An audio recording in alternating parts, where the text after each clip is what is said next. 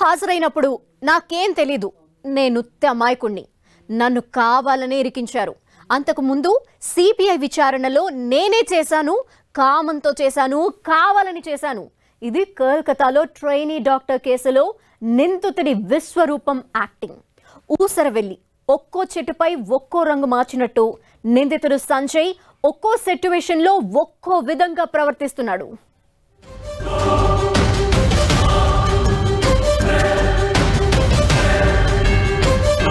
దేశవ్యాప్తంగా సంచలనం సృష్టించిన కోల్కతా ఆర్జికర్ ఆసుపత్రి ట్రైనీ డాక్టర్ అత్యాచారం కేసులో రోజుకో ట్విస్ట్ వెలుగులోకి వస్తోంది. ఈ కేసులో ఇప్పటికే అరెస్ట్ అయిన నిందితుడు సంజయ్ రాయ్ విచారణలో భాగంగా సిబిఐ కోర్టులో సంచలన ఆరోపణలు చేసినట్లు సమాచారం. పాలిగ్రాఫ్ టెస్టుకు ఎందుకు సమ్మతించావని మెజిస్ట్రేట్ ప్రశ్నించగా అతడు భావోద్వేగానికి గురయ్యాడట. తాను అమాయకుడిని అని, ఏ తప్పు చేయలేదని చెప్పాడట. తనను ఈ కేసులో కావాలని ఇరికించారని, ఈ పరీక్షలో అసలు విషయం బయటపడుతుందంటూ జడ్జి ముందు కన్నీళ్లు పెట్టుకున్నట్లు సమాచారం. దీంతో ఈ కేసులో బిగ్ ట్విస్ట్ నెలకొంది.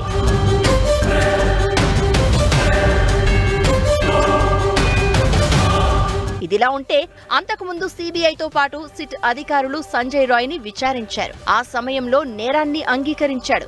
ఆ రోజు తాను ఏం చేశాడో పూసగుచ్చినట్టుగా అంతా వివరించాడు. పైగా సీసీ కెమెరాలో సంజయ్ రాయ్ కనిపించడం, అక్కడే అతని బ్లూటూత్ డివైస్ దొరకడం లాంటి ఆధారాలు మరింత బలం చేకూర్చాయి. కానీ ఇప్పుడు ఉన్నట్టుండి నిందితుడు తానేమీ చేయలేదని కన్నీళ్లు పెట్టుకోవడంతో సిబిఐ సిట్ అధికారులు ఆశ్చర్యపోతున్నారు. ఇటీవలే నిందితుడికి సిబిఐ అధికారులు సైకో ఎనాలిసిస్ టెస్ట్ చేశారు.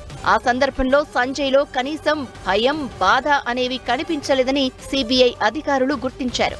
మానవ మృగంలా అతడి ప్రవర్తనా తీరు ఉందని తెలిసిందే. అయితే తాజాగా సిబిఐ కోర్టులో కన్నీరు పెట్టుకుంటూ మాట్లాడుతూ మరో ట్విస్ట్ ఇచ్చాడు.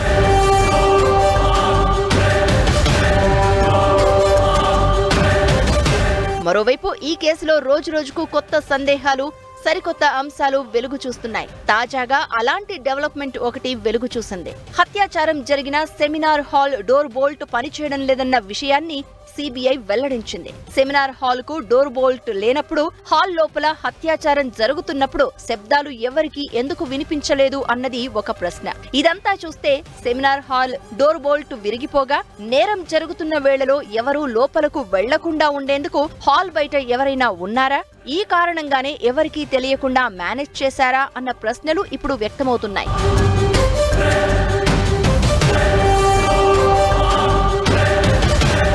ఈ కొత్త సందేహానికి సమాధానం కోసం సీసీ ఫుటేజ్ ను జల్లెడవేస్తున్నారు. బాధితురాలిని చిత్రహింసలకు గురిచేస్తున్న వేళలో సెమినార్ హాల్ లోపల నుంచి శబ్దాలు వినిపించకపోవడం ఆశ్చర్యాన్ని కలిగిస్తున్నట్లుగా చెబుతున్నారు. అంతేకాదు డోర్ బోల్ట్ లేని విషయాన్ని జూనియర్ డాక్టర్లు, సిబ్బంది తమకు చెప్పినట్లుగా సిబిఐ అధికారులు చెప్తున్నారు.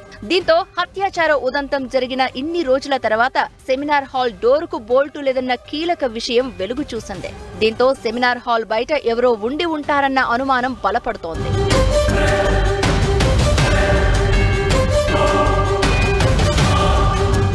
ఇప్పటివరకు ఈ వ్యవహారంలో ప్రధాన నిందితుడు సంజయ్ రాయ్ చుట్టూ తిరిగినప్పటికీ ఇంకొందరు ఉన్నారన్న దానికి సరైన ఆధారం లభించని పరిస్థితి. ఇలాంటి వేళలో తెర మీదకు వచ్చిన బోల్ట్ వ్యవహారం విచారణలో కొత్త అంశాల మీద ఫోకస్ చేసేలా చేస్తుందని చెప్పాలి.